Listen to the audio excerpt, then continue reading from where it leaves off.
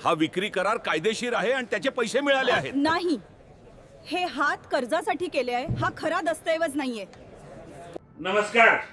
एखाद्या व्यक्तीने मुक्त्यारपत्र करून दिलं, साठेखत करून दिलं, परंतु खरेदी खत करून दिलं नाही आणि मुक्त्यारपत्र आणि साठेखताच्या विरोधात तो जर व्यक्ती तो साठेखत आणि मुक्त्यारपत्राचा दस्त खोटा आहे म्हणून कोर्टात गेला तर त्या केसमध्ये काय होईल आणि त्या केसमध्ये काय झालं असं माननीय दिल्ली उच्च न्यायालयाचा एक निकाल आहे आणि त्यात माननीय सर्वोच्च न्यायालयाचा रेफरन्स आधार घेतलाय. आपण त्याबाबत सविस्तर माहिती आजच्या व्हिडिओच्या माध्यमातून पाहणार आहोत. मित्रांनो, मी आपला वकील मित्र विशाल गावडे.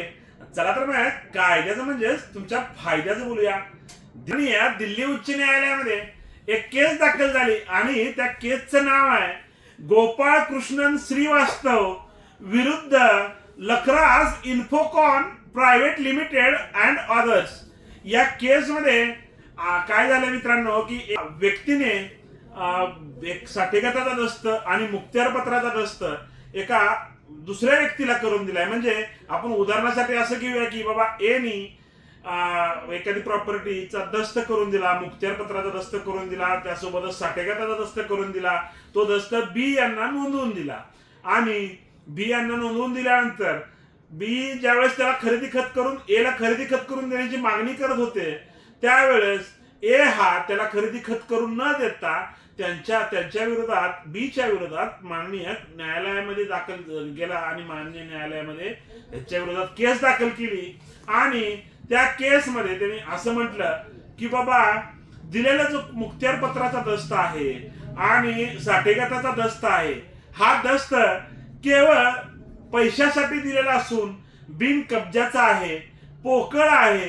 त्या दस्ताला कसलाही आधार नाही, कब्जा घेतलेला नाही, निवळ पैसे घेतले आणि पैशासाठी सिक्युरिटी म्हणून तारण म्हणून तो दस्त दिलेले आहेत.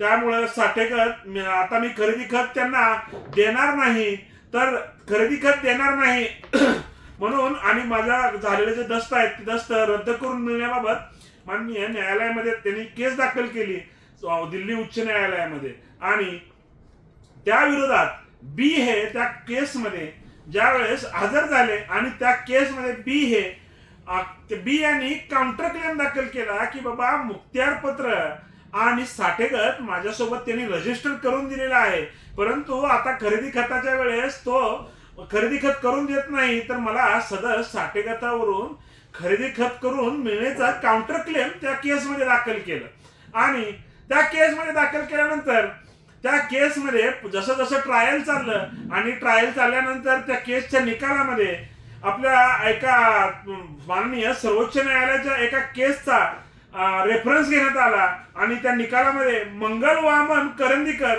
विरुद्ध प्रकाश दामोदर रानडे 2021 या केसचा आधार घेतला आणि एका बाजूला ए यांनी बी याला साठेखत व मुक्त्यारपत्र करून दिलेले आहे आणि ते दोन्ही दस्त रजिस्टर केलेले आहेत आणि ए हा फक्त तोंडी पोकळ कोणत्याही पुराव्याविना सदर केसमध्ये त्याला खरेदी खत देण्यापासून अडचण करीत आहे.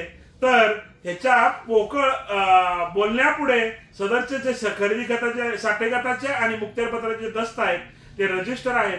त्यामुळं रजिस्टर दस्त असल्या कारणाने सदरची केस ही त्या खरेदी खत मुक्त्यारपत्र घेणाऱ्या व्यक्तीच्या बाजूने निकाल दिला व त्याच्या निकालामध्ये माननीय दिल्ली उच्च न्यायालयाने असे म्हटले की त्याचा जो अपील होतं एचं जे अपील होतं ते अपील फेटाळलं व बीने जे काउंटर क्लेम केले ते चालवावं असं या केसमध्ये निकाल देण्यात आला. मित्रांनो, तर अशाच प्रकारची कायदेविषयक माहिती जाणून घेण्यासाठी अद्याप तुम्ही जर आमच्या कोर्ट कचेरी या युट्यूब चॅनलला सबस्क्राईब केलं नसेल तर सबस्क्राईब करा.